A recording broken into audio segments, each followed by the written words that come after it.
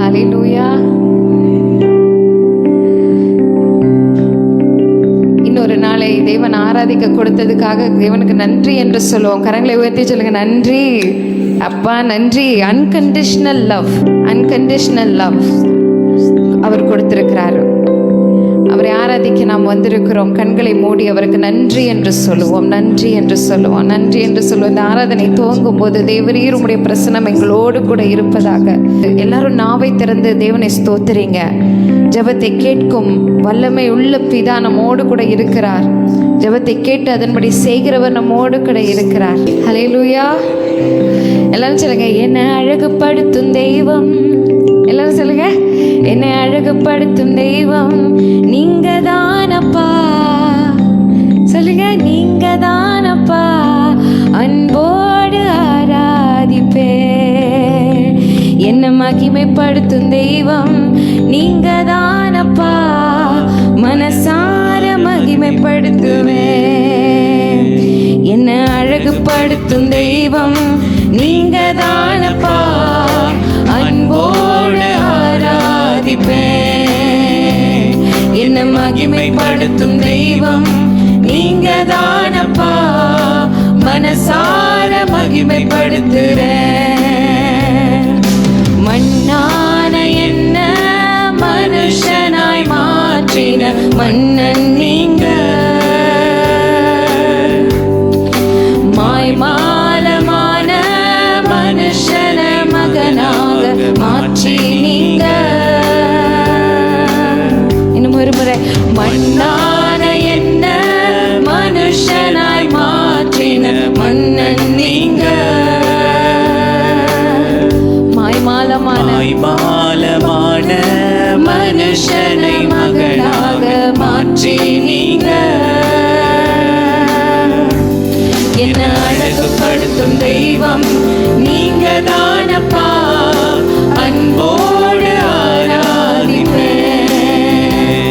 என்னை மகிமைப்படுத்தும் தெய்வம் நீங்க தானப்பா. மனசார மகிமைப்படுத்துவேன். ஒரு முறை, என்னை அழகுபடுத்தும் தெய்வம் நீங்க தானப்பா. அன்போடு ஆராதிப்பேன். என்னை மகிமைப்படுத்தும் தெய்வம் நீங்க தானப்பா. மனசார மகிமைப்படுத்துறேன்.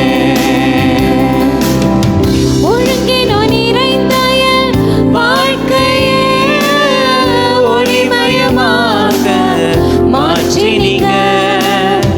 ஒழுங்கினம் நிறைந்த என் வாழ்க்கையே ஒளிமயமாக மாற்றினீங்க.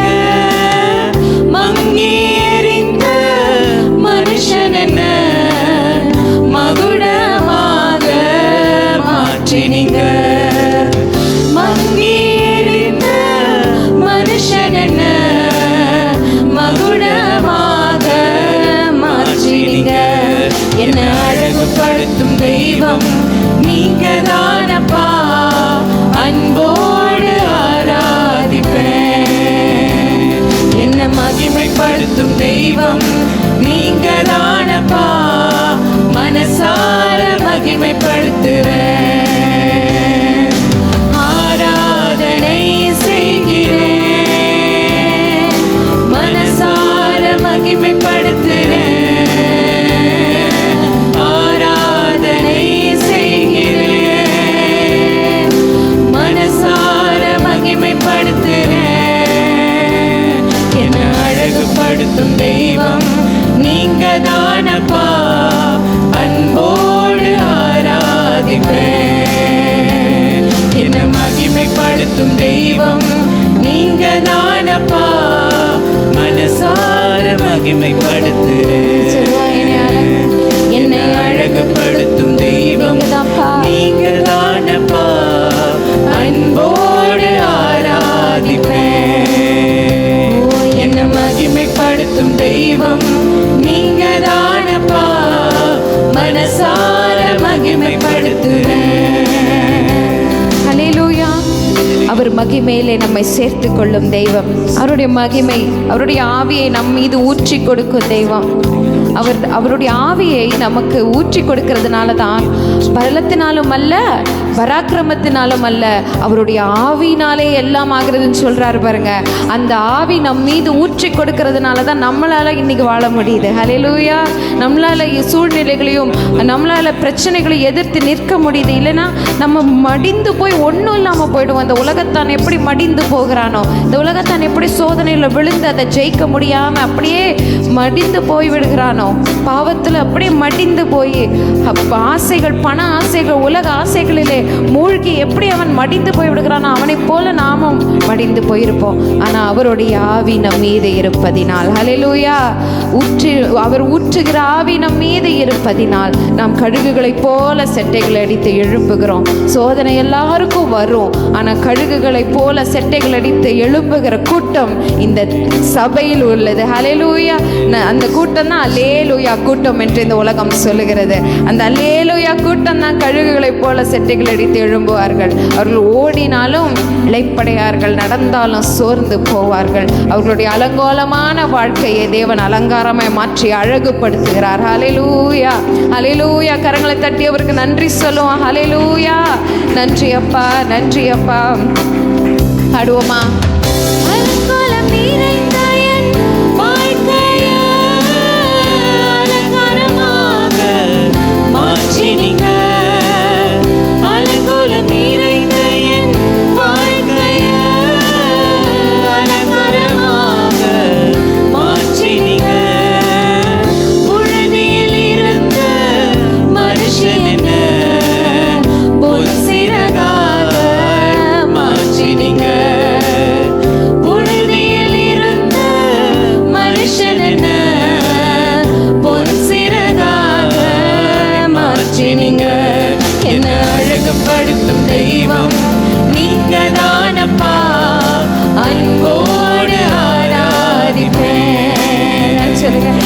மகிமைப்படுத்தும் தெய்வம் நீங்க தானப்பா, மனசார மகிமைப்படுத்துறேன்.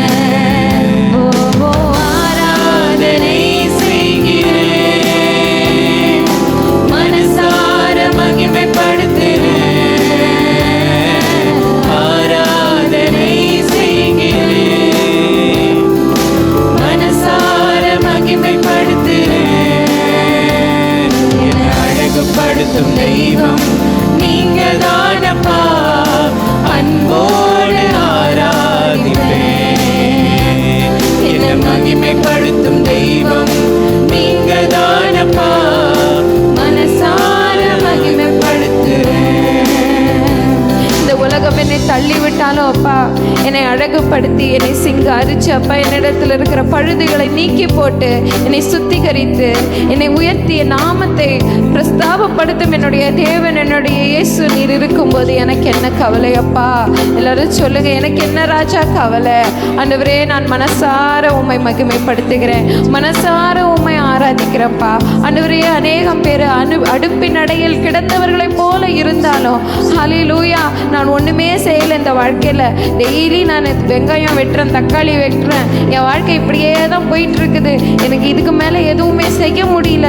நான் வீட்டை பார்த்துக்கிறதுக்கும் குடும்பத்தை பார்த்துக்கிறதுக்கும் நேரம் சரியா இருக்கு, எனக்கு ஒன்றுமே செய்ய முடியலையே. தேவனுக்காக எதையாவது நான் செய்யணும் என்று நினைத்தாலும் என்னால் செய்ய முடியலையே. என்னுடைய வேலை ஸ்தலத்தில் எல்லா நேரமும் போதே என்று சொல்லி நீங்கள் இன்னைக்கு கவலைப்பட்டு கொண்டு இருக்கிறீங்களா? மனசில் வருத்தப்பட்டு கொண்டு இருக்கிறீங்களா? எதிர்காலம் என்று ஒன்று ஆசைப்பட்டேன், ஆனால் அது எனக்கு நிறைவேறவில்லையே, காலங்கள் தாமதமாய் கடந்து போயிருச்சே என்று சொல்லி நீங்கள் நினைக்கிறீங்களா? தேவனுடைய பிள்ளைகளை இன்றைக்கு தேவன் சொல்லுகிறார் உங்களை பார்த்து, நீங்கள் பொன் சிறகுகளுக்கு ஒப்பாய் இருக்கிறீங்க. ஹல்லேலூயா. நீங்கள் அடுப்பின் அடையில் கிடந்தவர்களாய் இருந்தாலும் பொன் சிறகாய் இருக்கிறீங்க. ஹல்லேலூயா. நீங்கள் வெட்கப்பட்டு போவதில்லை. அந்த காலத்தில் போர் சேவகர்கள், அந்த காலத்தில் சோல்ஜர்ஸ் என்ன பண்ணுவாங்களாம், வீரர்கள் என்ன பண்ணுவாங்களாம், யுத்தத்துக்கு போகும்போது அடுப்பின் அண்டையிலே கிடப்பாங்களாம். எப்போ பார்த்தாலும் ஒரு தீயை அந்த கட்டையெல்லாம் வச்சு ஒரு தீயை உண்டு பண்ணி அந்த தீ மேலே சமைப்பாங்களாம், அந்த தீயில் சூடு பிடிப்பாங்களாம். எல்லாம் அந்த அடுப்பின் அண்டையில் கிடந்தவர்களாக இருப்பாங்க. நினைப்பாங்களாம், திடீரென்று எக்காலம் ஊதும், அப்போ யுத்தம் ஆரம்பிச்சிருச்சுன்னு அர்த்தம். எழுந்து ஓடணும், அந்த யுத்தத்தை போய் போர்க்களத்தில் அவங்க செய்யணும் பாருங்க.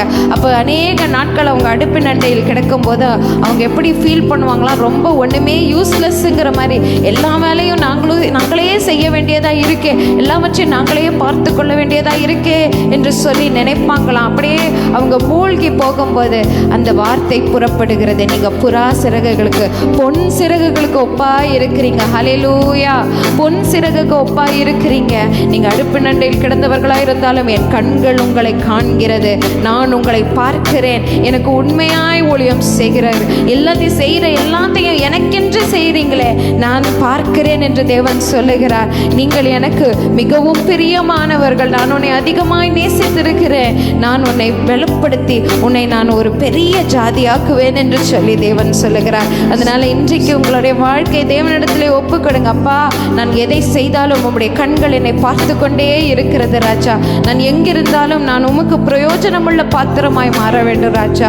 என்னை பயன்படுத்துங்க, என்னை எடுத்து பயன்படுத்துங்க என்று சொல்லுங்க. அலங்கோலம் நிறைந்த என் வாழ்க்கை என்று சொல்லிட்டு ஒரு முறை பாடுவோமா? அலங்கோலம் நிறைந்த என் வாழ்க்கையை அலங்கோலமாக மாற்றினீங்க. அலங்கோலம் நிறைந்த என் வாழ்க்கையை அலங்கோலமாக மாற்றினீங்க. புழுதியில் இருந்த மனுஷன் என்ன பொன் சிறகாய் மாற்றினீங்க. புழுதியில் இருந்த மனுஷன் என்ன பொன் சிறகாய் மாற்றினீங்க. என்ன அழகுபடுத்தும் தெய்வம் நீங்க தானப்பா, அன்போடு ஆராதிப்பேன். என்ன மகிமைப்படுத்தும் தெய்வம் நீங்க தானப்பா, மனசார மகிமைப்படுத்துவேன். ஆராதனை செய்கிறேன், மனசார மகிமைப்படுத்துகிறேன். ஆராதனை செய்கிறேன், மனசார மகிமைப்படுத்துகிறேன். என்ன அழகுபடுத்தும் தெய்வம் நீங்க தானப்பா, அன்போடு ஆராதிப்பேன். என்ன மகிமைப்படுத்தும் தெய்வம் நீங்க தானப்பா, மனசார மகிமைப்படுத்துகிறேன். ஹல்லேலூயா. கரங்களை தட்டி மனசார அவரை மகிமைப்படுத்துவோம். விவரிக்க முடியாத அதிசயங்களை செய்கிறவர், வர்ணிக்க முடியாத அற்புதங்களை செய்கிறவர், எண்ணுக்கடங்காத அதிசயங்கள். இஸ்ரவேலுக்கு அவர் சொன்ன வார்த்தையிலே ஒன்றாகிலும் தரையில் விழாமல் காத்தவர். ஹல்லேலூயா. விசுவாசத்தினாலே நாம் இஸ்ரவேலின் ஜனமாய் இருக்கிறோம், ஆபிரகாமுக்கு பிள்ளைகளாய் இருக்கிறோம்.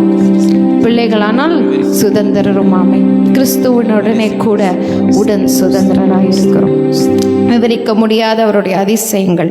அவரை பாடுவோம். நல்லவரே வல்லவரே என்று எல்லாரும் சொல்லுங்க. நல்லவரே வல்லவரே, அவர் கரம் எனக்கு ஆதாரம், அவர் கரம் எனக்கு ஆதாரம். அந்த கரத்தில் இருந்து தான் அவருடைய நன்மைகள் புறப்பட்டு வருகிறது. அவருடைய வார்த்தை பேசும்போது அவருடைய கரங்கள் அதை நிறைவேற்றுகிறது. அவர் உண்மை உள்ளவர்.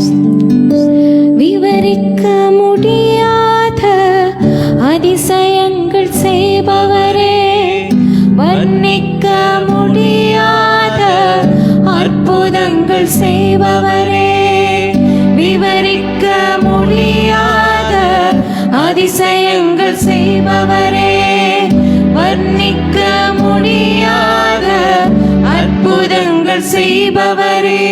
நல்லவரே, சர்வவல்லவரே,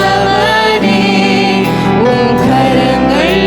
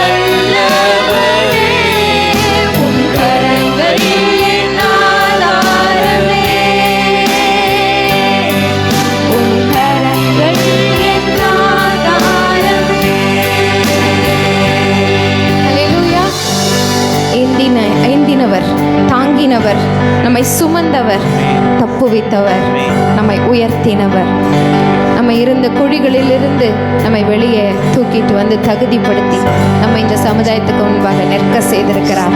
அவர் இல்லாமல் இருந்திருந்தால் நமக்கு என்ன ஆயிருக்கும், நம்மளுடைய பேருக்கு என்ன ஆயிருக்கும், நம்ம குடும்பங்களுக்கு என்ன ஆயிருக்கும். இன்றைக்கு அவர் நமக்கு கற்றுக் கொடுத்த அவருடைய வேத வாக்கியத்தின் நிறைவேறுதலை தான் நம்ம பார்த்துட்ருக்குறோம். அவர் பெரிய ஜாதி ஆக்குவென்று சொன்னவர் இன்றைக்கு நம்மளை பெரிய ஜாதி ஆக்கிறதுக்கு நம்மளை தகுதிப்படுத்தி உயர்த்தி கொண்டிருக்கிறார். ஹல்லேலூயா. ஒருவரும் வீணாய் போகாதபடிக்கு, ஒருவரும் அழிந்து போகாதபடிக்கு அவர் தன்னுடைய கைகளிலே துளைந்து போன அந்த ஆட்டை ஏந்தி அதை தேடி வந்து அதை தூக்கி சுமந்து அதை மறுபடியும் தன்னுடைய மந்தையிலே கொண்டு வந்து சேர்க்கிற தேவன். அவர் உண்மையுள்ளவராய் இருக்கிறார். ஒரு முறை அந்த ஏந்தி நீர், தாங்கி நீர், உயர்த்தி நீர், தப்புவித்தீர் என்று பாடுவோம்.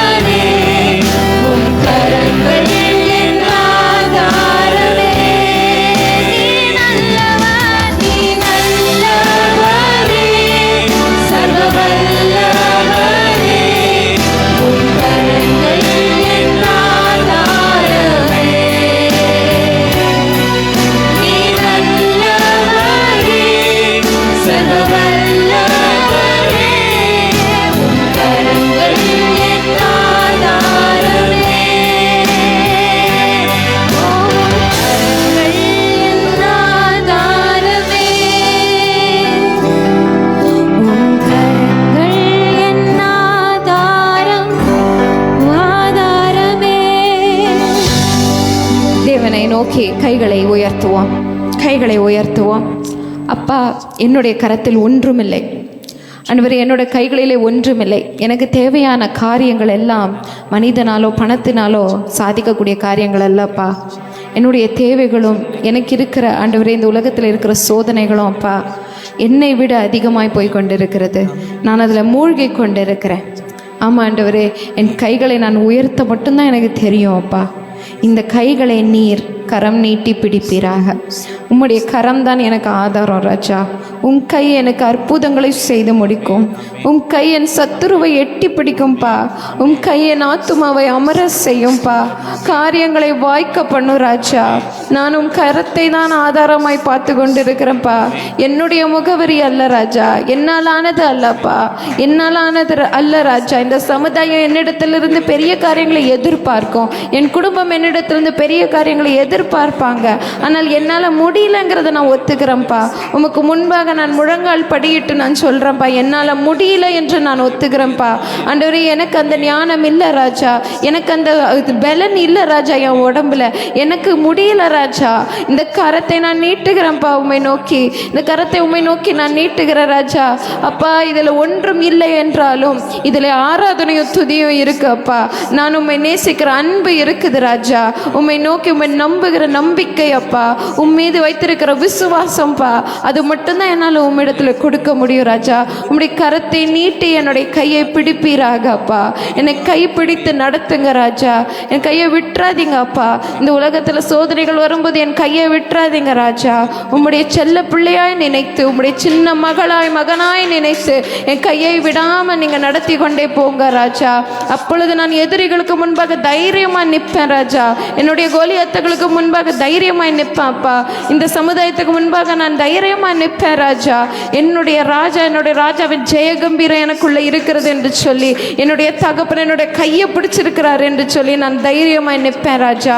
ஆண்டவரே, நான் உண்மையாய் உம்மிடத்துல சொல்லுகிறேன். எல்லாரும் சொல்லுங்க, உண்மையாய் உம்மிடத்துல சொல்றேன். நீர் தான் என்னுடைய ஆதாரம், உம்முடைய கரம் தான் எனக்கு ஆதாரம்ப்பா. ஹல்லேலூயா. நீர் நல்லவர், வல்லவர், போதுமானவர் என்று நான் சொல்லுகிறேன். போதுமானவர் என்று நான் சொல்லுகிறேன். போதுமானவர் என்று நான் சொல்லுகிறேன். நீர் நல்லவரே, சர்வ வல்லவரே, உம் கரங்கள் என் ஆதாரமே. நீர் நல்லவரே, சர்வ வல்லவரே, உம் கரங்கள் என் ஆதாரமே. கரங்களை தட்டி ஆண்டவருக்கு நன்றி சொல்லுவான். கரங்களை தட்டி அவருக்கு நன்றி சொல்லுவான். Thank you Jesus. காலை வேளையில் எங்கள் துதியின் மத்தியிலே வாசமாய் இருந்து மகிமைப்பட்ட தேவனுக்கு நன்றி. எங்களை அவருடைய மகிமையில சேர்த்து கொள்ளும் வல்லமையுள்ள பிதா, அவர் எங்களை மகிமைப்படுத்துகிறதுனால எங்களை மகிமைப்படுத்துகிற தேவனுக்கு நாங்கள் ஸ்தோத்திரம் என்று சொல்கிறோம். எங்களை அழகுபடுத்துகிற தேவனுக்கு ஸ்தோத்திரம் என்று சொல்கிறோம். எங்களுக்கு ஆதாரமாக இருக்கிற அவருடைய கரத்திற்காக ஸ்தோத்திரம் என்று சொல்லுகிறோம். நித்தம் நித்தம் நம்மை நடத்தி வழி நடத்தி முடிவு பரியந்தம் நம்மை கைவிடாமல் பாதுகாக்கிற கர்த்தாதி கர்த்தனுக்கு, ராஜாதி ராஜனுக்கு ஸ்தோத்திரம் ஸ்தோத்திரம் ஸ்தோத்திரம் என்று சொல்லி இந்த ஆராதனையை நாம் ஏறெடுக்கிறோம். ஹல்லேலூயா. ஆமென், ஆமென். கர்த்தருடைய பரிசுத்த நாமத்துக்கு மகிமை உண்டாகட்டும். ஓய்வு நாளை கனம் பண்ணி தேவாலயத்திற்கு ஓடி வந்திருக்கிற உங்களை கர்த்தர் அதிகமாய் ஆசீர்வதிப்பாராக.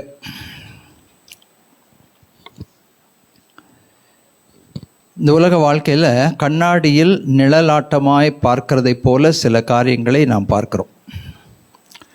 அப்படின்னா என்ன அர்த்தம்? கண்ணாடி நிழலில் என்ன பார்க்க முடியும்? எவ்வளவு பார்க்க முடியும்? எவ்வளவு புரிந்து கொள்ள முடியும் அப்படின்னு பார்த்தீங்கன்னா ரொம்ப குறைவு தான். ஆனால் முகமுகமாய் பார்க்கறது வேறு அனுபவம். ஆனால் நிறைய காரியங்கள் இந்த உலகத்தில் நம்ம கண்ணாடியில் நிழலாட்டமாய் பார்க்கறதை போலத்தான் பார்த்து கொண்டிருக்கிறோம். அதனால் நிறைய விஷயங்கள் நமக்கு புரிவதில்லை. போன வாரம் நான் அந்த சப்ஜெக்ட் எடுத்தேன், நம்ம வாழ்வின் புதிர்களிலே நம்முடைய தேவன். அப்போது ஒரு வாழ்க்கையை திரும்பி பார்த்தா அந்த திரும்பி பார்க்குற வாழ்க்கையில் நிறைய விஷயங்கள் நமக்கு புரியும். அநேக நேரத்தில் உட்காந்து நம்ம பழைய வாழ்க்கையை யோசித்து பார்ப்போம் இல்லையா? பின்னானவைகளை நினைக்க வேண்டாம், பூர்வமானவைகளை சிந்திக்க வேண்டாம் என்றும் பைபிளில் வசனம் இருக்குது. அதே நேரத்தில் பின்னானவைகளை நோக்கி பார்த்து முன்னானவைகளை நாடி போக வேண்டும் என்றும் கர்த்தருடைய வார்த்தை சொல்லுகிறது. பின்னானவைகளை மறக்க வேண்டும் என்றும் சொல்லுகிறது. பின்னால் இருக்கிறதை யோசித்து பார் என்றும் சொல்லுகிறது. ரெண்டுமே முக்கியமான வசனம்தான், முக்கியமான வசனங்கள் தான். எதை நினைக்கணுமோ அதை நினைக்கணும், எதை மறக்கணுமோ அதை மறக்கணும். இப்போது இன்றைக்கு ஒரு பகுதியை நான் எடுக்க போகிறேன். அந்த பகுதியில் நீங்கள் பார்த்தீங்கன்னா நம்முடைய வாழ்க்கையை வந்து ஒரு கண்ணாடி ஒரு நிழலாட்டமாய் பின்னால் திரும்பி பார்க்கறதை போல இந்த நினைவுகள் சிந்தனைகள் இருக்கும்.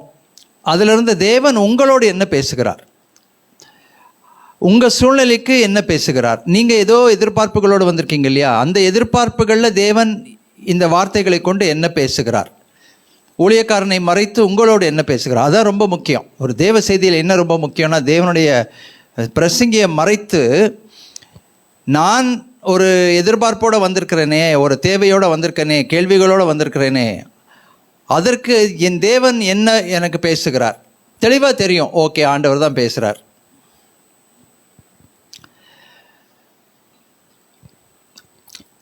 அப்படியே ஆண்டவர் நம்மோடு இடைப்படுவாராக. உபாகமம் 8வது அதிகாரம். உபாகமம் 8வது அதிகாரம் 1வது வசனம் 2வது வசனம் நல்ல வைராக்கியமாய் சத்தமாய் வாசிப்போம். Deuteronomy chapter 8 verses 1 to 2. உபாகமம் 8வது அதிகாரம் 1-2 வசனங்கள். நீங்கள் பிழைத்து பெருகி கர்த்தர் உங்கள் பிதாக்களுக்கு ஆணையிட்டு கொடுத்த தேசத்தில் பிரவேசித்து அதை சுதந்திரிக்கும்படி நான் இன்று உங்களுக்கு விதிக்கிற எல்லா கட்டளைகளின்படியும் செய்ய சாவதானமாய் இருப்பீர்களாக. உன் தேவனாகிய கர்த்தர் உன்னை சிறுமைப்படுத்தும்படிக்கும் தம்முடைய கட்டளைகளை நீ கைக்கொள்ளுவாயோ கைக்கொள்ள மாட்டாயோ என்று அவர் உன்னை சோதித்து உன் இருதயத்தில் உள்ளதை நீ அறியும்படிக்கும் உன்னை இந்த 40 வருஷம் அளவும் வனாந்திரத்தில் நடத்தி வந்த எல்லா வழியையும் நினைப்பாயாக. நினைத்து பார், திரும்பி பார், உன் கடந்த வாழ்க்கையை திரும்பி பார். அதில் எவ்வளவு சந்தோஷமான காரியங்கள், எவ்வளவு வெற்றிகரமான காரியங்கள், எவ்வளவு முன்னேற்றங்கள், திருப்பி பார். அதில் எத்தனை சோர்வுகள், சோதனைகள், வேதனைகள், இழப்புகள், நஷ்டங்கள். திரும்பி பார்த்தா எவ்வளவு தப்பு பண்ணியிருப்போம் வாழ்க்கையில். இப்போ நம்ம யோசிக்கும் போது இன்னும் ஒரு முறை அந்த வாழ்க்கை எனக்கு கொடுக்கப்பட்ட அந்த தப்பெல்லாம் நான் பண்ண மாட்டேன். சில தவறுகளை நான் என் வாழ்க்கையில் செய்ததுனால நிறைய காரியங்களை இழந்து விட்டேன் என்று யோசிக்கிறவர்கள் எத்தனை பேர்கள் இருக்கிறார்கள். அந்த ஒரு ஃப்ராக்ஷன் ஆஃப் அ செகண்டில் என்னுடைய மனம் பேதலித்து போனதுனால என் வாழ்க்கையில் எவ்வளவு போராட்டங்கள், பிரச்சனைகள், அவமானங்கள், நிந்தைகள் யோசிக்கிறோம். அதான் பக்தன் பாடினார், கடந்து வந்த பாதைகளை நினைத்து பார்க்கிறேன், கண்ணீரோடு கர்த்தாவே நன்றி சொல்லுகிறேன். ஆண்டவர் சொல்லுகிறார், நீ வழிவந்த பயணத்தை நினைத்து பார்.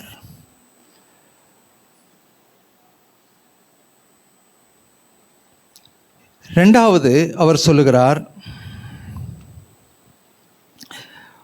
உன் தேவனாகிய கர்த்தர் உன்னை சிறுமைப்படுத்தும்படிக்கும் தம்முடைய கட்டளைகளை நீ கை கொள்ளுவாயோ கொள்ள மாட்டாயோ என்று அவர் உன்னை சோதித்து. சிறுமைப்பட்ட நாட்கள், அவமானங்கள், நிந்தைகள், தவறாக குற்றம் சாட்டப்பட்ட நாட்கள்,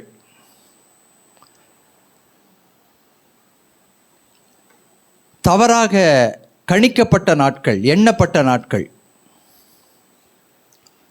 அதன் நிமித்தமாக வந்த வேதனைகள், துன்பங்கள், உறவிலே வந்த பிரிவுகள், குற்ற மனசாட்சி. மோசே பக்தன் 90வது சங்கீதத்தில் ஜெபிக்கிறார், தேவரீர் என்னை சிறுமைப்படுத்தின நாட்களுக்கும் நான் துன்பத்தை கண்ட வருஷங்களுக்கும் சரியா என்னை மகிழ்ச்சியாகும். மோசே வாழ்க்கையில் கொஞ்சம் நஞ்சமா சிறுமை?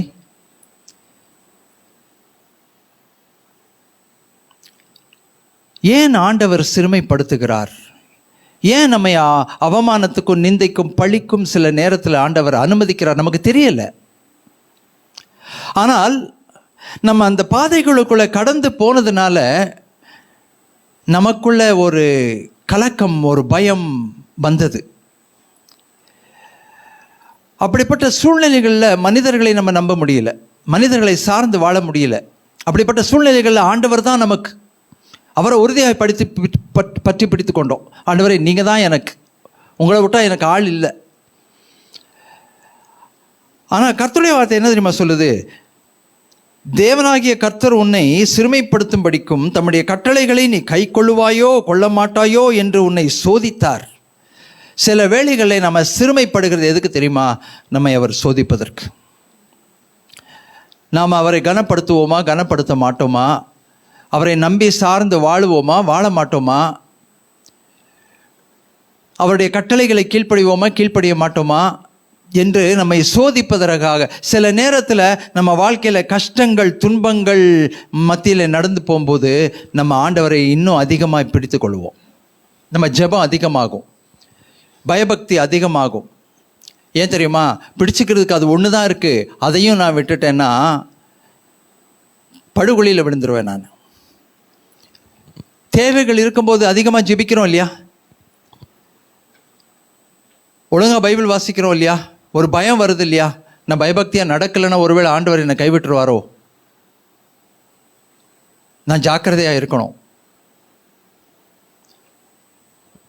நீ கை கொள்ளுவாயோ கொள்ள மாட்டாயோ என்றவர் சோதித்து உன் இருதயத்தில் உள்ளதை அவர் அறியும்படிக்குன்னு போடல அந்த பைபிளில். நல்ல கவனிங்க, உன் இருதயத்தில் உள்ளதை நீ அறியும்படிக்கு. உனக்குள்ள என்ன இருக்கின்றத உனக்கு புரிய வைப்பதற்காக, உனக்குள் இருப்பதை நீ அறிந்து கொள்வதற்காக. இந்த 40 வருஷம் அளவு வனாந்திரத்திலே நடத்தி வந்த எல்லா வழியையும் நினைப்பாயாக. 3வது வசனம் சேர்ந்து வாசிப்போம். அவர் உன்னை சிறுமைப்படுத்தி உன்னை பசியினால் வருத்தி, மனுஷன் அப்பத்தினால் மாத்திரமல்ல தேவனுடைய வார்த்தையிலிருந்து புறப்படுகிற ஒவ்வொரு வார்த்தையினாலும் பிழைப்பான் என்பதை உனக்கு உணர்த்தும்படி நீயும் உன் பிதாக்களும் அறியாதிருந்த மன்னாவினால் உன்னை போஷித்தார். ஹல்லேலூயா. எதற்கு சிறுமை? எதற்கு சிறுமை? மனுஷன் அப்பத்தினாலே மாத்திரமல்ல தேவனுடைய வார்த்தையினாலும் பிழைப்பான் என்பதை உணர்த்தும்படிக்கு மன்னாவினால் போஷித்தார். ஒவ்வொரு நாளும் நமக்கு தேவையானதை கர்த்தர் நமக்கு தருகிறார். நம்ம வீட்டில் எவ்வளோ அரிசி பருப்பு தேவை தெரியுங்களா? நியாயமாக நம்ம வீட்டில் அரிசி பருப்பு நிறைய பேர் பார்த்திங்கன்னா மூட்டை மூட்டையாக வாங்கி போட்டிருப்பாங்க. ஃபைன், கர்த்தருடைய ஆசீர்வாதம் இருக்கட்டும், ஒன்றும் தப்பு இல்லை. ஆனால் நமக்கு எவ்வளவு அரிசி தேவை ஒரு நாளைக்குன்னா, அன்னன்னைக்கு என்ன அரிசி தேவையோ, ஒரு 4 பேர் இருக்காங்க வீட்டில், 3 பேர் இருக்காங்க அப்படின்னு சொன்னால் 1 கிலோக்கு மேலே அரிசி தேவை கிடையாது. அன்னைக்கு உரியதை சொல்கிறேன் நான். அந்த மாதிரி மற்ற எல்லா பொருட்களும் யோசிச்சு பாருங்கள். ஆனால் அதை விட அதிகமாக தான் தேவன் நமக்கு தந்திருக்கிறார்.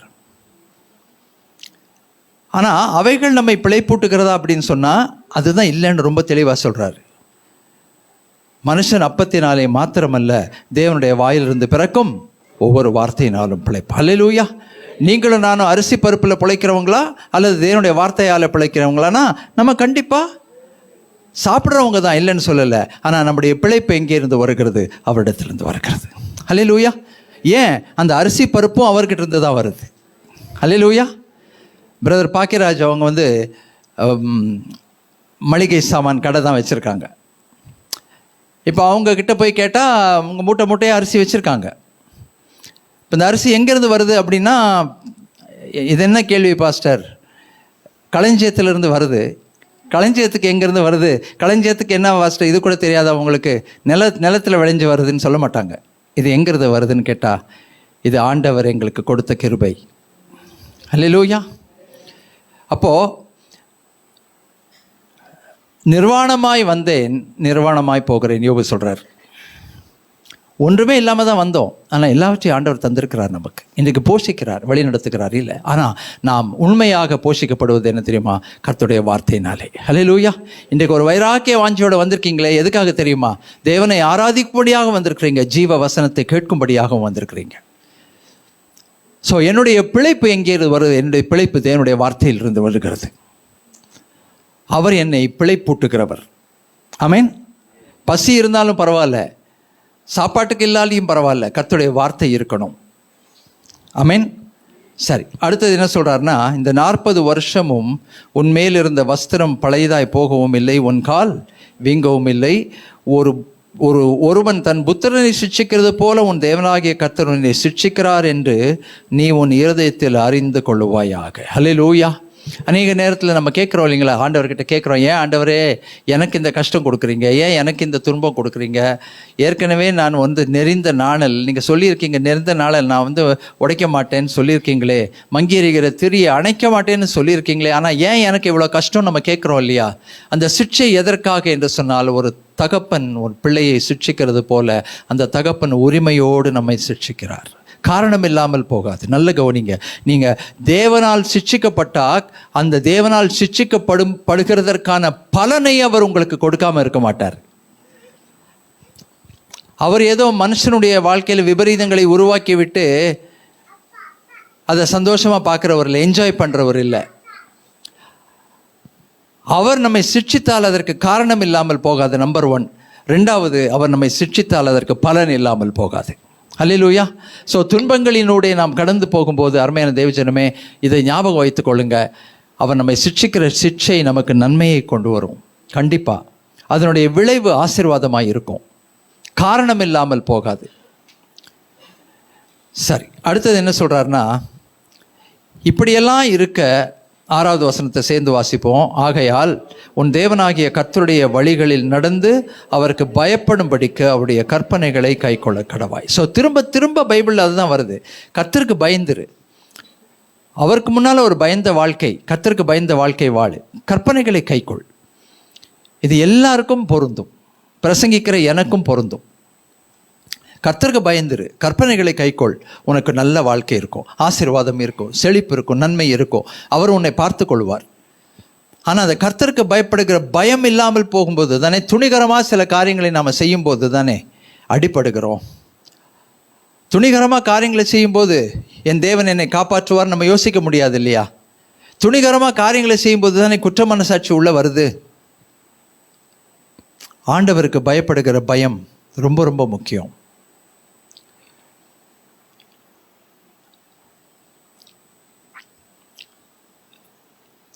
ஒருவேளை நாம் அவருடைய வழிகளிலே நடந்து அவருக்கு பயப்பட்டு அவருடைய கற்பனைகளை கை கொள்ளும்போது தேவன் நமக்கு தருகிற ஆசீர்வாதம் என்ன தெரியுமா? 7வது வசனத்தை நீங்கள் வாசித்தீங்கன்னா, உன் தேவனாகிய கர்த்தர் உன்னை நல்ல தேசத்திலே பிரவேசிக்க பண்ணுகிறார். அது பள்ளத்தாக்குகளிலும் மலைகளிலும் இருந்து புறப்படுகிற ஆறுகளும் ஊற்றுக்களும் ஏரிகளுமான தேசம். அது கோதுமையும் வார்கோதுமையும் திராட்சை செடிகளும் அத்தி மரங்களும் மாதுளம் பழங்களும் உள்ள தேசம். அது ஒலிவ மரங்களும் எண்ணெயும் தேனும் உள்ள தேசம். அது தாழ்ச்சி இல்லாமல் அப்பம் புசிக்கத்தக்கதும் ஒன்றும் குறைவுபடாததுமான தேசம். நிறைய விஷயம் சொல்கிறார். ஓகே, இப்போ கவனிங்க, இந்த தேசத்துக்கும் நமக்கும் என்ன சம்பந்தம்? இந்த தேசம் எகிப்தின் அடிமைத்தனத்திலிருந்து புறப்பட்டு போகிற இஸ்ரவேல் ஜனங்களுக்கு தேவன் வாக்குத்தத்தம் பண்ணின தேசம். அது நமக்கு நல்லா தெரியும், அதில் எந்த சந்தேகமும் இல்லை. இத்தனை ஆசீர்வாதங்கள் உள்ள தேசம்.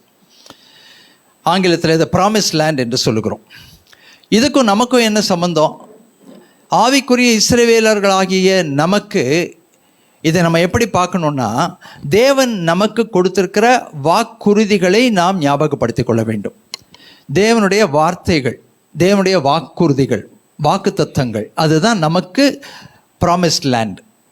அவர் என்னென்றால் நமக்கு சொன்னதை அவர் செய்யாமல் போக மாட்டார், கண்டிப்பாக நிறைவேற்றுவார். நமக்கு வாக்குத்தத்தம் கொடுத்திருக்கிறார், அந்த வாக்குத்தத்தங்களை ஞாபகம் வைத்துக் கொள்ள வேண்டும், அதை அவரிடத்தில் பெற்றுக்கொள்ள வேண்டும், அதை நம்ம அடிக்கடி ஞாபகப்படுத்தி கொள்ள வேண்டும். அதுதான் நம்முடைய ப்ராமிஸ் லேண்ட். அப்போ இந்த ப்ராமிஸ் லேண்டில் என்ன இருக்குன்னா, இப்படிப்பட்ட நிறைவுகள் இருக்கிறது, இப்படிப்பட்ட நிறைவுகள் இருக்கிறது, எல்லாமே இருக்குது அங்கே நீங்கள் பார்த்தீங்கன்னாக்கா. அப்போது அதனுடைய நிறைவை நம்முடைய வாழ்க்கையில் பெற்றுக்கொள்ளும் போது எப்படி இருக்குமா? 10வது வசனம் சேர்ந்து வாசிப்போம். ஆகையால் நீ புசித்து திருப்தி அடைந்திருக்கையில் உன் தேவனாகிய கர்த்தர் உனக்கு கொடுத்த அந்த நல்ல தேசத்துக்காக அவரை ஸ்தோத்தரிக்க கடவாய். அப்போ தான் திரும்ப திரும்ப வரதான் சொல்கிறாரு, நான் உனக்கு கொடுத்த வாக்கு தத்தங்களை நீ பெற்றுக்கொள்ள வேண்டும் என்றால் நீ என் கற்பனைகளை கைக்கொள். நம்பர் 1. 2வது, நீ எனக்கு பயந்துரு. கர்த்தருக்கு பயப்படுகிற அந்த பயம் அது உனக்குள்ள இருக்க வேண்டும் என்று சொல்கிறார். 3வது என்ன சொல்கிறாருனாக்கா, என் வழிகளிலே நீ நடந்து என்னுடைய கற்பனைகளை கைக்கொள். அப்போ இது 3ஐயும் நம்ம சின்சியராக பண்ணால் கண்டிப்பாக அவர் கொடுத்த வாக்கு தத்தங்களை நம்ம வாழ்க்கையில் அவர் கண்டிப்பாக நிறைவேற்றுவார். என்னென்றால் வாக்குத்தத்தம் செய்தவர் உண்மையுள்ளவர், பொய் சொல்லாதவர், அதை நிறைவேற்றுவார். சொல்லுகிறதை செய்து வசனித்து நிறைவேற்றுகிறவர் அதை செய்வார். அப்போது அப்படி நாம் அதை பெற்றுக்கொள்ளும் போது என்ன சொல்லணுமா? நீ புசித்து திருப்தி அடைந்திருக்கையில் உன் தேவனாகிய கர்த்தர் கொடுத்த அந்த நல்ல தேசத்துக்காக அவரை ஸ்தோத்தரிக்க கடவாயின்னு சொல்கிறார். திரும்பவும் 11வது வசனத்தில் அதை ஞாபகப்படுத்துகிறார். கர்த்தரை நீ மறக்காத, நான் இன்றைக்கு உனக்கு விதிக்கிற கற்பனைகளை, நியாயங்களை, கட்டளைகளை கைக்கொள், எச்சரிக்கை ஆயிரு. 12வது வசனத்தில் திரும்பி சொல்கிறார், சேர்ந்து வாசிப்போம். நீ புசித்து திருப்தியாகி நல்ல வீடுகளை கட்டி அவைகளில் குடியிருக்கும் போதும் ஆடு மாடுகள் திரட்சியாகி உனக்கு வெள்ளியும் பொன்னும் பெருகி உனக்கு உண்டானவைகளெல்லாம் வர்த்திக்கும் போது உன் இருதயம் மேட்டிமை அடையாமலும் உன்னை எளிமைத்தனை வீடாகி எகிப்திலிருந்து புறப்பட பண்ணினவரும் உன்னுடைய பின் நாட்களில் உனக்கு நன்மை செய்யும் பொருட்டு உன்னை சிறுமைப்படுத்தி உன்னை புரியுதா உங்களுக்கு ஏன் சிறுமைப்படுத்துறாருன்னு? உன் பின் நாட்களில் உனக்கு நன்மை செய்யும்படி உன்னை சிறுமைப்படுத்தி உன்னை சோதித்து கொள்ளிவாய் சர்ப்பங்களும் தேள்களும் தண்ணீர் இல்லாத வறட்சியும் பயங்கரமான பெரிய வனாந்திர வழியாய் உன்னை அழைத்து வந்தவரும் உனக்காக பாறையான கண்மலையிலிருந்து தண்ணீரை புறப்பட பண்ணினவரும் உன் பிதாக்கள் அறியாத மன்னாவினால் வனாந்திரத்திலே உன்னை போஷித்து வருமாக உன் தேவனாகிய கர்த்தரை நீ மறக்காதே. ரொம்ப அழகாக தெளிவாக சொல்லிட்டார். உன் பின்னாட்களில் நான் நன்மை செய்ய போகிறேன், அதனால் உன்னை நான் சோதித்தேன்.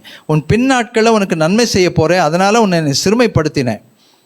கொள்ளிவாய் சர்ப்பங்கள், கொள்ளிவாய் சர்ப்பம் இருக்கா? நீங்கள் பார்த்துருக்கீங்களா கொள்ளிவாய் சர்ப்பம்?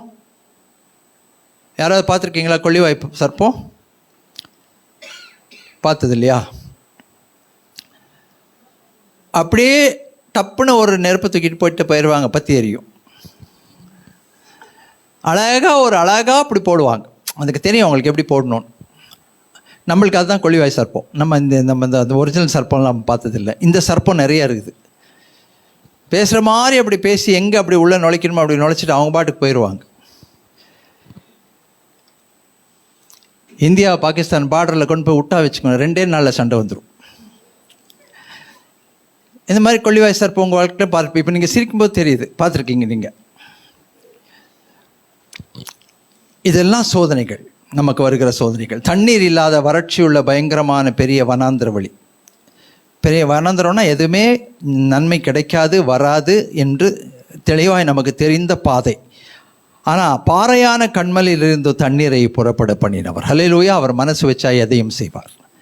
அந்த நம்பிக்கையை இன்றைக்கு உங்களுக்கு நான் திரும்ப ஒரு முறை கொடுக்குறேன். அவரால் செய்யக்கூடாத அதிசயமான காரியம் எதுவும் இல்லை. அவர் மனது வைத்தால் பாறையை அடித்தால் தண்ணீர் வரும். வனாந்திரத்திலே தண்ணீர் தடாகம், நீரூற்றுக்கள் வரும். அவர் மனசு வச்சு அவரால் செய்யக்கூடாத அதிசயமான காரியம் ஒன்றுமில்லை. அண்டசராசிரத்தை உருவாக்கினவர் ஆச்சரியமாய் அதிசயமாய் நடத்துவார். அது மட்டுமல்ல, மன்னாவினால் நம்மை போஷித்து வருகிற அந்த தேவனை ஆண்டவர் சொல்கிறாரு, நீ மறக்காதே மறக்காதே. பணம் அகங்காரத்தை கொண்டு வரும். செல்வ செழிப்பு கண்டிப்பாக அகங்காரத்தை, ஆணவத்தை கொண்டு வரும். பணம் வந்தாலே அது ஒரு வித்தியாசம். நமக்கே நல்லா தெரியும். சிம்பிளாக ஒரு உதாரணம். 10 ரூபா பையில் இருக்கும்போது நம்ம நடக்கிற ஸ்டைலுக்கும், 100 ரூபா நம்ம பையில் இருக்கும்போது நடக்கிற ஸ்டைலுக்கும், 1000 ரூபா நம்ம பையில் நடக்கிற ஸ்டைலுக்கும் வித்தியாசம் இருக்கா இல்லையா? உண்மையாக சொல்லுங்கள். 1000 ரூபா பையில் இருந்துச்சுன்னா நம்ம இறங்கி நடக்கிற ஸ்டைலே வேறு மாதிரி இருக்கும். 5 பைசா இல்லைன்னு வைங்க, அது நடக்கிற ஸ்டைலே வேறு மாதிரி இருக்கும். அப்போது 1000க்கே இவ்வளோன்னா 10,000க்கு எவ்வளோ, 1,00,000க்கு எவ்வளோ, 1 கோடிக்கு எவ்வளோ, ஒரு 10 கோடிக்கு எவ்வளோ? யோசிச்சு பாருங்கள். எவ்வளோக்கு எவ்வளோ அந்த பணம் பெருகுகிறதோ, மோஸ்ட் ஆஃப் த பீப்புள், எல்லாரையும் சொல்லலை, மோஸ்ட் ஆஃப் த பீப்புள் அவர்களுடைய நிலை மாறி விடுகிறது. நேற்று ஒரு வீடியோ பார்த்தேன். அந்த வீடியோ நம்ம சர்ச்சு வீடியோவில் போட்டு நம்ம தெரியல. ஒரு நல்ல ஒரு வாழ்க்கையில் ஒரு நல்ல செல்வந்தர். அந்த செல்வந்தர் அவரை பற்றி சொல்லும்போது என்ன சொல்கிறாருன்னா, கையில் கழுத்தில் பெரிய தங்க செயின், சங்கிலி மாதிரி இருக்கிற செயின், அது 2 3 10 விரலில் 12 மோதிரம் ஆச்சுங்களா? அப்போ எப்படி இருக்கும் யோசிச்சு பாருங்கள். 10 விரலில் 12 மோதிரம், அவ்வளவும் ஆடம்பரம். அதை வெளிக்காட்டுகிற ஆடம்பரம் என்கிட்ட இவ்வளோ இருக்குன்றது. அந்த மாதிரி ஒரு சகோதரர். அவர் கல்கட்டாவுக்கு ஒரு பிஸ்னஸ் விஷயமாக மீட்டிங்க்கு போயிருக்கிறார். மீட்டிங்க்கு போனபோது யாரோ சொன்னாங்க, நம்ம போய் மதர் தெரேசாவை பார்க்கலாமே அப்படின்னு சொல்லி.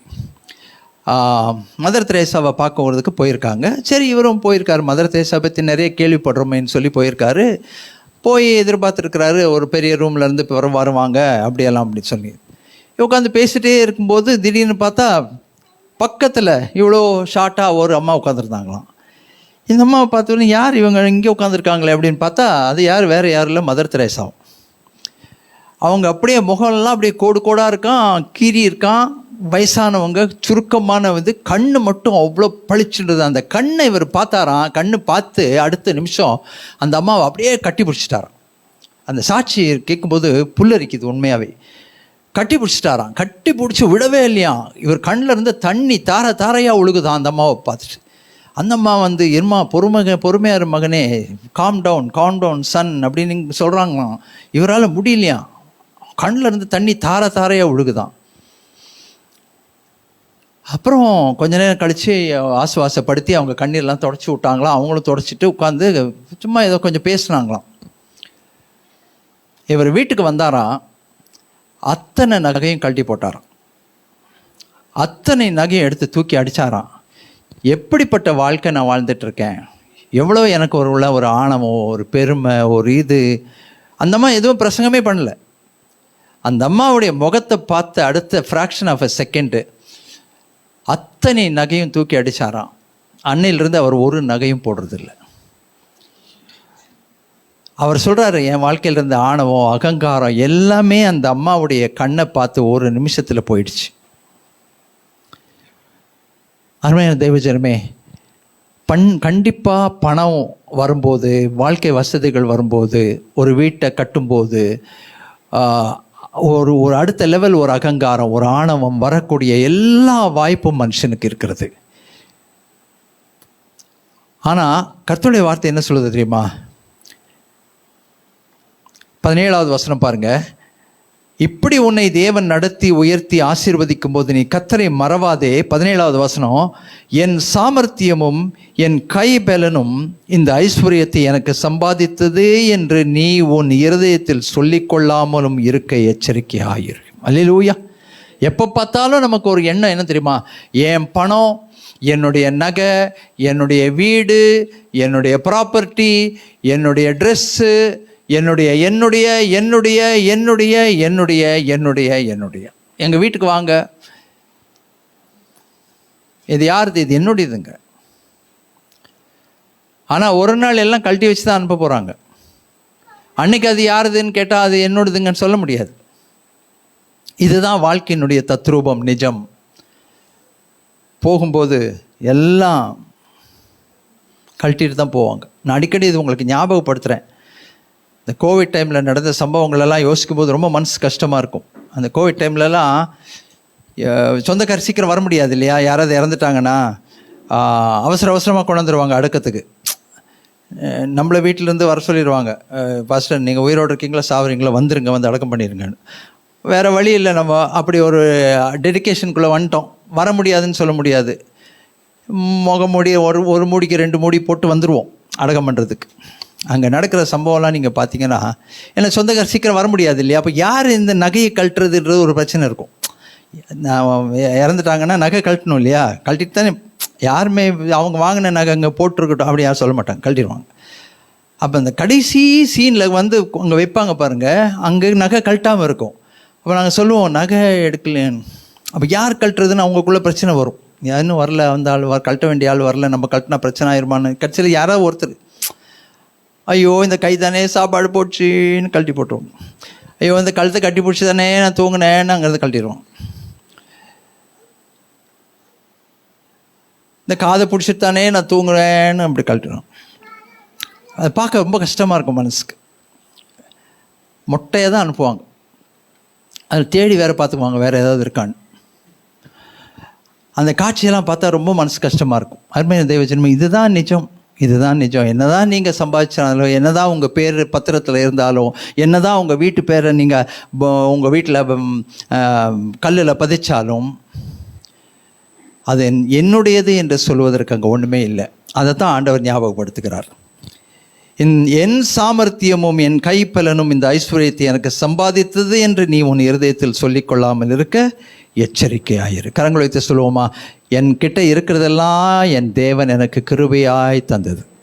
என்கிட்ட இருக்க எல்லாமே என் தேவன் எனக்கு கிருபையாய் தந்தது. ஏன்னா இந்த உலகத்தில் நிர்வாணியாக வந்தேன். நான் ஒன்றுமே இல்லாமல் தான் வந்தேன், ஒன்றும் இல்லாமல் தான் போக போகிறேன். அதுதான் நிஜம். ஆனால் அதற்கு நடுவில் இவ்வளவு இருக்குன்னு சொன்னால் அது கர்த்தருடைய கிருபை, அது இரக்கம், அவருடைய தயவு, எல்லாம் அவர் கொடுத்தது. God given. கடவுள் கொடுத்த வீடுங்க, கடவுள் கொடுத்த நகைங்க, கடவுள் கொடுத்த சுகம், கடவுள் கொடுத்த பலன், கடவுள் கொடுத்த ஜீவன். இப்படி சாட்சி சொன்னால் எவ்வளவு நல்லா இருக்கும் தெரியுமா? அதை தான் அவர் சொல்கிறாரு, ஞாபகப்படுத்திக்கொள், தேவன் கொடுத்தது. 18வது வசனம் சேர்ந்து வாசிப்போமா? உன் தேவனாகிய கர்த்தரை நினைப்பாயாக. எவ்வளோ நினைவுகள், என்னன்னா நினைவுகள் தெரியுமா ஒரு நாளைக்கு நம்மளுக்கு வர்றது? பயங்கரமான நினைவுகள். இந்த நினைவு திடீர்னு எங்கே போகும்? ஒரு 25,000 கிலோமீட்டர் அந்த பக்கம் போகும். இங்கே வரும், அங்கே போகும், இங்கே நுழையும், அங்கே வெளியில் வரும். யாரை நினைக்க மட்டும் கர்த்தர் நேரம் இல்லை. நமக்கு இத்தனை ஆசீர்வாதங்களை கொடுத்து அவரை நினைக்கிறதுக்கு நமக்கு நேரம் இல்லை.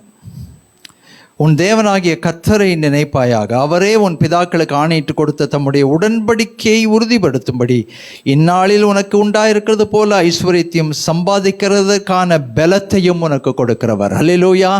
சம்பாதிக்கிறதுக்கான பலத்தை கொடுக்கிறவர். கரங்களை வைத்து நன்றி சொல்லுவோம். ஆண்டவரே, இன்னைக்கும் வேலை செஞ்சு சம்பாதிச்சு சாப்பிட்றதுக்கு எனக்கு நீங்கள் கொடுத்த கிருபைக்காய் ஸ்தோத்திரம். இன்றைக்கும் வேலை செஞ்சு கடினமான வேலை செய்வதற்கு எனக்கு நீங்கள் கிருபை கொடுத்துருக்குறீங்க, நன்றி ராஜா. இன்றைக்கும் உழைப்பதற்கான பலனை எனக்கு தந்திருக்கிறீங்க, நன்றி நன்றி தகப்பனே. இது உம்முடைய கிருபை, உம்முடைய கிருபை, உம்முடைய கிருபை, உம்முடைய இரக்கம், நன்றி ராஜா. ஸ்தோத்திரம் ஸ்தோத்திரம். ஐஸ்வர்யத்தை சம்பாதிக்கிறதற்கு ஞானத்தை தந்திருக்கிறீங்க, ஸ்தோத்திரம். கிருபையை தந்திருக்கிறீங்க, ஸ்தோத்திரம். Thank you Jesus. ஆமேன். அடுத்த வசனம், உன் தேவனாகிய கர்த்தரை நீ மறந்து வேறே தேவர்களை பின்பற்றி அவர்களை சேவித்து அவர்களை பணிந்து கொள்வாயானால் நிச்சயமாய் அழிந்து போவீர்கள் என்று இன்று உனக்கு சாட்சியாய் அறிவிக்கிறேன் என்று சொல்ல. வேற தேவர் நம்ம வாழ்க்கையில் என்ன தெரியுமா? தேவனை கனப்படுத்த வேண்டிய நேரத்தில் வேறு காரியங்கள் மனசில் வருது, எண்ணங்கள் வருது, சிந்தனைகள் வருது. தேவனை கொடுக்க வேண்டிய மரியாதை அவருக்கு கொடுக்கல, அவர் கொடுக்க வேண்டிய இடத்துல அவர் இல்லை. ஏதோ எங்கேயோ ஒரு மூலையில் க்யூவில் நின்றுக்கிட்டு இருக்கிறாரு. சிலருடைய வாழ்க்கையில் அவர் எங்கேயோ ஒரு மூலையில் க்யூவில் நிற்கலாம். நீங்கள் கர்த்தரை கனம் பண்ணி, தேவாலயத்தை கனம் பண்ணி, ஓய்வு நாளை கனம் பண்ணி அவரை முதலிடத்தை கொடுத்து வந்திருக்கிறீங்க. கர்த்தர் உங்களை ஆசீர்வதிப்பாராக. ஆனால் இன்னைக்கு அதே கிறிஸ்தவங்க நிறைய பேர் அவங்க வீட்டில் அவங்கவுங்க வேலையை பார்த்துட்டு இருக்காங்க, சரிங்களா? இன்றைக்கி தான் பிரியாணி, ஃபஸ்ட் கிளாஸாக பிரியாணி செய்யணும். காலைல போய் தேவனை தரிசிச்சாங்களோ இல்லையோ, பாயை தரிசிச்சிட்டாங்க, நல்லா அப்படியே சதையாக தொடையாக கொடுப்பா. எங்கள் வீட்டில் இன்றைக்கி பிரியாணி, அவங்க சமைச்சிட்ருக்காங்க வீட்டில். ஒரு சிலர் இன்றைக்கி தான் இருக்கிறதுலையே பெரிய ஸ்டூலை போட்டு ஒட்டடை எடுத்துகிட்டு இருப்பாங்க கிறிஸ்டியன்ஸ். இங்கே இருதயத்தை க்ளீன் பண்ண வேண்டிய நேரத்தில் அங்கே ஒட்டடை எடுத்துகிட்டு இருப்பாங்க மேலே ஏறி. லேசாக ஸ்டூலை தள்ளி விட்டாருன்னா என்ன நடக்கும்? அடுத்த நாள் காலை இப்படி தூக்கி கட்டி ஆஸ்பத்திரியில் படுத்துருக்கணும். ஆனால் அவர் செய்கிறதில்ல, பாவம் பொழைச்சி போட்டுன்னு விட்டுறாரு. அப்படியெல்லாம் எல்லாரையும் தள்ளி விடுறதில்ல அவர். ஆனால் கஷ்டமாக தானே இருக்கும், யோசித்து பாருங்கள். அவருக்கு கொடுக்க வேண்டிய நேரத்தை கொடுக்கலன்னா, கனத்தை கொடுக்கலன்னா, வேறு தேவர்களை சேவித்து நீ போகாதன்னு ரொம்ப தெளிவாய் சொல்லுகிறார். கடைசி வசனம் வாசிப்போமா? 20வது வசனம். உன் தேவனாகிய கர்த்தருடைய சத்தத்திற்கு நீங்கள் கீழ்ப்படியாமல் போவதினாலே கர்த்தர் உங்களுக்கு முன்பாக அளித்த ஜாதிகளைப் போல அழிவீர்கள். அப்படியே மாற்றி சொல்லணும்னா எப்படி சொல்லணும்? உன் தேவனாகிய கர்த்தருடைய சத்தத்திற்கு நீ கீழ்ப்படிந்தால் நீயும் வாழ்வாய், கர்த்தர் உன்னை வாழ்விப்பார். அல்லேலூயா. அவருடைய சத்தத்துக்கு கீழ்ப்படியணும். அவருடைய சத்தத்துக்கு கீழ்ப்படியணும்னா அவருடைய சத்தத்தை கேட்க ஆயத்தமாக இருக்கணும். ஆண்டவரே நீங்கள் என்ன சொல்கிறீங்க, நீங்கள் என்ன சொல்கிறீங்க? இந்த ஜெபத்தை நீங்கள் கடைசியாக எப்போ பண்ணீங்க? கொஞ்சம் யோசித்து பாருங்கள். உங்கள் வாழ்க்கையில் நீங்கள் ஆண்டவரே என்ன சொல்கிறீங்கன்னு எப்போ கேட்டீங்க அவர்கிட்ட? நம்ம ஜெபம்லாம் எப்படி தெரியுமா? ஆண்டவரே நான் இப்படியெல்லாம் யோசித்திருக்கேன், நான் இப்படியெல்லாம் செய்ய போகிறேன், இதுக்கு நீங்கள் எனக்கு உதவி செஞ்சுருங்க, இதை நல்லா முடிச்சு கொடுத்துருங்க, இயேசுவின் நாமத்திலே ஆமேன். நீங்கள் என்னப்பா சொல்கிறீங்க? இல்லை, அந்த அந்த அந்த கொஞ்சம் அப்படி டைம் கொடுக்கணும். நீங்கள் என்ன சொல்கிறீங்க ஆண்டவரே, கொஞ்சம் எனக்கு விளக்கி சொல்லுங்கப்பா, உங்கள் ஆலோசனை என்ன, இதில் உங்கள் மன விருப்பம் என்ன, நீங்கள் எனக்கு ஒரு ஆலோசனை கொடுங்க ஏசப்பா அப்படின்னு நம்ம கேட்டால் அது ரொம்ப ரொம்ப சந்தோஷம். அதுதான் அவர் சொல்கிறார், கர்த்தருடைய சத்தத்திற்கு நீங்கள் கீழ்ப்படிய வேண்டும். அப்போ அவர் சொல்லும்போது ஆமாம் ஆண்டவரேன்னு சொல்லிடணும். Yes yes Lord. மரியாள் எவ்வளோ அழகாக, அதனால தான் மரியாள் கிரேட்டுங்க. மரியாள் பற்றி சும்மா சாதாரணமாலாம் சொல்லக்கூடாது. அவங்கள வந்து மரியாள்ன்றோம் நம்ம, மரியாள் அப்படின்னா இல்லை, அவங்க ரொம்ப கிரேட். என்கேஜ்மெண்ட் ஆகிருக்கு, நிச்சயதார்த்தம் ஆகிருக்கு. யோசித்து பாருங்கள். சொந்தக்காரர் சின்ன வயசுலேருந்தே சொல்லியிருப்பாங்க, இந்த பாப்பா நீ அவளை தான் கட்ட போகிற, அவனை தான் கட்ட போகிறேன்னு யோசேப்பை சொல்லியிருப்பாங்க. யோசேப்பை பார்க்கும்போதெல்லாம் அவங்களுக்கு எவ்வளோ சந்தோஷமாக இருந்திருக்கும். என்கேஜ்மெண்ட் ஆகிடுச்சு, திடீர்னு ஆண்டோடைய வார்த்தை வருது, உனக்கு ஒரு குழந்தை பிறக்க போகுது. எப்போது? கல்யாணத்துக்கு முன்னாடியே உனக்கு ஒரு குழந்தை பிறக்க போகுது, அது பரிசுத்த ஆவியினால் உண்டாக போகிற குழந்தை உனக்கு அப்படின்னு சொல்லும்போது என்ன திகைச்சி திண்டாடி போயிருக்கணும். யோசித்து பாருங்கள். ஐயோ என்னங்க, என்ன சொல்கிறீங்க, நான் எப்படி வாழ முடியும் உலகத்தில்? சொல்லலையே. இதோ நான் ஆண்டவருக்கு அடிமை, நீ சொன்னபடி எனக்கு நடக்க. ஹல்லேலூயா. கிரேட்டா இல்லையா? அவங்கள பற்றி நீ ஆமாம் மரியாளான்னு பேசாதீங்க. நம்ம அவங்கள கடவுளாக கொண்டு வரல, கடவுள் சார்ந்துக்கு கொண்டு வரக்கூடாது, அது ஓகே. ஆனால் ஸ்திரீகளுக்குள்ளே ஆசீர்வதிக்கப்பட்டவர்கள். ஆமேன். அவங்களுக்கு கொடுக்க வேண்டிய மரியாதையை கரெக்டாக கொடுக்கணும். யார் நம்மள யார் ஒருத்தர் அப்படி செய்வோம் சொல்லுங்கள் பார்ப்போம்? செய்வோமா? நம்ம தெளிவாக சொல்லிடுவோம், இது தூதன் கிடையாது, இது சாத்தான். தெளிவாக தீர்மானம். அப்பாலே இப்போ சாத்தானே யார்கிட்ட? உடனே போடு யோசேப்புக்கு ஃபோன் கால், யோசேப்பு என்ன நடந்தது தெரியுமா? யோசேப்பு நீ கொஞ்சம் வரியா? யோசேப்பு கூட கன்சல்ட் பண்ணல. இது ஆண்டவர்னு வந்தால் நான் யாரையும் கன்சல்ட் பண்ண மாட்டேன். கன்சல்ட் பண்ண வேண்டிய வேலையும் எனக்கு கிடையாது. எனக்கு யார் முக்கியம் தெரியுமா? அவர் முக்கியம். எனக்கு யாருடைய சத்தம் முக்கியம் தெரியுமா? அவருடைய சத்தம். யாருடைய கட்டளை முக்கியம் தெரியுமா? அவருடைய கட்டளை. என் வாழ்க்கையே நாசமாக போனாலும் பரவாயில்ல, நான் ஆண்டவருக்கு அடிமை, நீர் சொன்னபடி எனக்கு நடக்க கடவுது.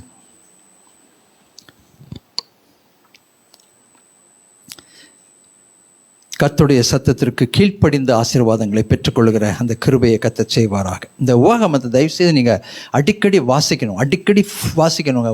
ஒரு நாளைக்கு ஒரு 1 or 2 chapters வாசிங்க. நிறைய விஷயங்கள் இருக்குது அதில். நாம் கடந்து வந்த பாதைகளிலே நம்மை வழிநடத்துகிற நம்ம தேவன், நம்மை பராமரித்து காத்து போஷித்து வழி நடத்தி கொண்டு வந்திருக்கிறவர், ஆதரிக்கிறவர், ஆசீர்வதிக்கிறவர், சொன்ன வார்த்தைகளையெல்லாம் நம்முடைய வாழ்க்கையில் நிறைவேற்றுகிறவர், பாலும் தேனும் ஓடுகிற தேசத்தை நமக்கு சுதந்திரமாய் கொடுக்கிறதற்கு வல்லமை உள்ள தேவன், நாம் கடந்து வந்த பாதையில் நம்ம பட்ட பாடுகளுக்கெல்லாம் ஈடு கட்டுகிற தேவன், நம்மை சிறுமைப்படுத்தின நாட்களுக்கும் தேவரீர் என்னை சிறுமைப்படுத்தின நாட்களுக்கும் நான் துன்பத்தை கண்ட வருஷங்களுக்கும் சரியாக என்னை மகிழ்ச்சியாக்குகிற தேவன். செய்வாரா? செய்ய மாட்டாரா? வாக்குத்தத்தத்தை நிறைவேற்றுவாரா? நிறைவேற்ற மாட்டாரா? நிறைவேற்றுவார். ஆமீன். அந்த நம்பிக்கையோடு கூட ஆண்டவருடைய திருக்கரத்தில் நம்ம ஒப்புக் கொடுப்போம். கல்வாரி சிலுவையிலே நமக்கு ஜீவனை கொடுத்தவர், ரத்தம் சிந்தி மீட்டவர், நம்மை ஒரு நாள் அனாதையாக விட்டு போக மாட்டார். தொடர்ச்சியாக சோதித்து நம்மை நொந்து நூலாக பண்ண மாட்டார். காரணம் இருக்கும். நாம் கடந்து வந்த பாதையில் பட்ட பாடுகள் எல்லாவற்றுக்கும் அவர் நமக்கு ஈடு கட்டுவார். நம்மை சகலத்தையும் நமக்கு நிறைவாக்குவார், குறைவுகளை நிறைவாக்குவார்.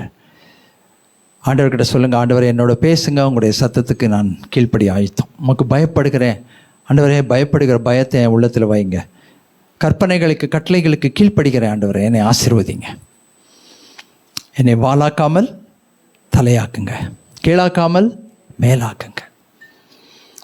நம்ம இப்படியெல்லாம் ஜெபிக்கும்போது அருமையான தேவஜனமே, கொடுத்ததெல்லாம் உம்முடைய கரத்திலிருந்து நான் பெற்றுக்கொண்ட ஆசீர்வாதம் என்று சொல்லும்போது அவருடைய இதயம் நம்மை குறித்து பூரிக்கும். மென்மேலும் நம்மை நிரப்புவார், ஆசீர்வதிப்பார், கைவிட மாட்டார். கர்த்தர் இந்த வார்த்தைகளை ஆசீர்வதிப்பாராக. நம் கண்களை மூடி நம்மை முற்றிலுமாய் இந்த சத்தியத்திற்கு நாம் ஒப்பு கொடுத்து நாம் ஜெபிப்போம். அன்பின் பரமபிதாவே, இந்த அருமையான நேரத்திற்காக நாங்கள் நன்றி செலுத்துகிறோம். நேற்றும் இன்றும் மாறாதவரே, இதோ இப்பொழுதும் நாங்கள் தியானித்த ஒவ்வொரு வசனங்களுக்காக உமக்கு ஸ்தோத்திரம். அவை ஜீவன் உள்ளவைகளாக எங்கள் இருதயத்திலே அவைகள் கிரியை செய்கிற வசனங்களாக தகப்பனே இருப்பதற்காக நாங்கள் நன்றி செலுத்துகிறோம். அப்பா தகப்பனே, இதோ நாங்கள் உம்முடைய கற்பனைகளை நாங்கள் கைக்கொண்டு அநேக ஆசீர்வாதங்களை நாங்கள் பெற்றுக்கொண்டு வாழ்வதற்கு எங்களை தாழ்த்தி உம்முடைய கரத்திலே ஒப்பு கொடுக்குறோம். அப்பா இதோ நாங்கள் வசனத்தின் மூலமாக நாங்கள் பிழைக்க முடியும். அப்பா நாங்கள் மேன்மையான இடங்களுக்கு நாங்கள் போக முடியும். அப்பா உயர்ந்த ஸ்தலங்களிலே நாங்கள் நிற்க முடியும். அப்பா அப்படிப்பட்ட வசனங்களாய் உம்முடைய வாக்குத்தத்த வசனங்கள் எல்லாம் இருக்கிறபடினாலே நாங்கள் நன்றி செலுத்துகிறோம். ஆனால் நாங்கள் எங்களை தாழ்த்தி உம்முடைய கற்பனைகளுக்கு நாங்கள் தகப்பனை முற்றிலுமாய் ஒப்பு கொடுக்கத்தக்கதான ஒரு இருதயத்தை நீர் எங்களுக்கு கொடுத்துள்ள வேண்டுமா கேட்கிறோம். அப்பா இதோ தகப்பனை நீ செய்த எல்லா நன்மைகளையும் நாங்கள் மறக்காதபடி தகப்பனை கடந்த நாட்களிலே நீர் செய்த நன்மைகளை நாங்கள் மறந்து விடாதபடிக்கு தகப்பனை உம்மையும் நாங்கள் மறக்காமல் இருக்க எங்களுக்கு கிருபையாய் நீர் உதவி செய்ய வேண்டுமா கேட்கிறோம். அப்பா தகப்பனே, அநேக காரணங்களுக்காக நாங்கள் சோதிக்கப்படுகிறோம். தகப்பனே, இதோ எங்களை நாங்களே அறிந்து கொள்வதற்காக புரிந்து கொள்வதற்காக நாங்கள் சோதிக்கப்படுகிறோம். அப்பா எங்களுடைய விசுவாச தன்மையை நாங்கள் தகப்பனே அளவிடத்தக்கதாய் அதற்காக நாங்கள் சோதிக்கப்படுவதற்காக நாங்கள் உமக்கு ஸ்தோத்திரங்களை ஏறெடுக்கிறோம். நாங்கள் சோதித்த பின் சுத்த பொன்னாக விளங்கத்தக்கதான கிருபையை நீர் கொடுக்க போவதற்காக உமக்கு ஸ்தோத்திரங்களை ஏறெடுக்கிறோம். தகப்பனே, இதோ சிறுமைப்பட்ட நாட்களுக்கு ஈடாய் சரியாய் எங்களை உம்முடைய கிருபையினாலே நீர் திருப்தியாக்க வேண்டுமாய் நாங்கள் கேட்கிறோம். நாங்கள் பிழைத்து பெருகி தகப்பனே வாழ்வதற்கு எங்களுக்கு நீர் கொடுத்த வார்த்தைகளுக்காக வசனங்களுக்காக ஸ்தோத்திரம். அதே போல் எங்களுக்கு கொடுத்த எல்லா நன்மைகளுக்காக நாங்கள் உமக்கு நன்றி செலுத்துகிறோம். அப்பா எல்லாவற்றுக்காக நாங்கள் உமக்கு ஸ்தோத்திரங்களை ஏறெடுக்கிறோம். உம்முடைய கிருபைகளுக்காக நாங்கள் நன்றி செலுத்துகிறோம். நீர் கொடுத்ததை நீர் சில நேரங்களிலே நீர் எடுத்துக்கொள்கிறீரப்பா, அதற்காக நாங்கள் நன்றி செலுத்துகிறோம். ஏனென்றால் அது எங்களுடைய பொருட்கள் அல்ல அப்பா. எதுவுமே எங்களுக்கு இந்த உலகத்திலே சொந்தம் கிடையாது. எங்களுக்கு நாங்கள் உழைப்பதற்கு எங்களுக்கு பலனை கொடுக்கிற தேவனாய் காணப்படுகிறீரப்பா.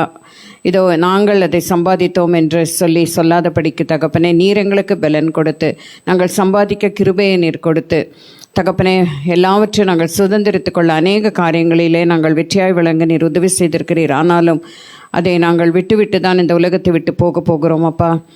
கர்த்தர் கொடுத்தார், கர்த்தர் எடுத்தார், கர்த்தருடைய நாமத்திற்கு ஸ்தோத்திரம் என்று சொல்லி யோபு பக்தனை போல நாங்கள் சொல்லி வாழ்க்கையில் திருப்தியாய் வாழ்வதற்கு, கடந்து போகிற அந்த வாழ்க்கையிலே தகப்பனே நாங்கள் நிலையாய் இருக்கும் அந்த நித்திய ஜீவனை பற்றி கொள்ளும்படியாய் நாங்கள் வாழ்வதற்கு எங்களுக்கு உதவி செய்துள்ளோம்.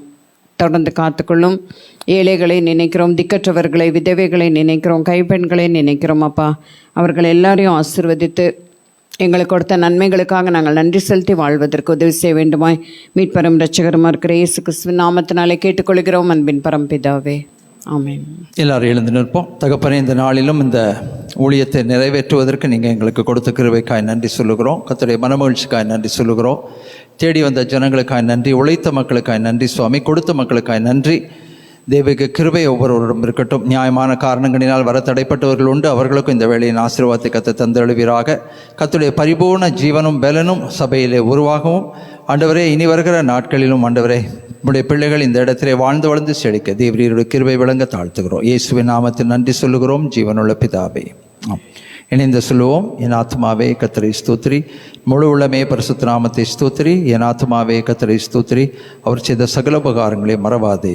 ஆமென். நம்முடைய ஆண்டவராகிய இயேசு கிறிஸ்துவின் கிருபை, பிதாவின் அன்பு, பரிசுத்த ஆவியானவருடைய இணை பிரியாத அந்யோன்ய ஐக்கியம் நம் அனைவரோடும், நம்முடைய குடும்பத்தின் பிள்ளைகளோடும், சபை மக்களோடும், மிஷினரி குடும்பத்தோடும், தூரத்தில் இருக்கிற பிள்ளைகளோடும், உலகம் எங்கிலும் இருக்கிற பரிசுத்தவான்களோடும் மீண்டும் என்றும் நிலைத்திருப்பதாக.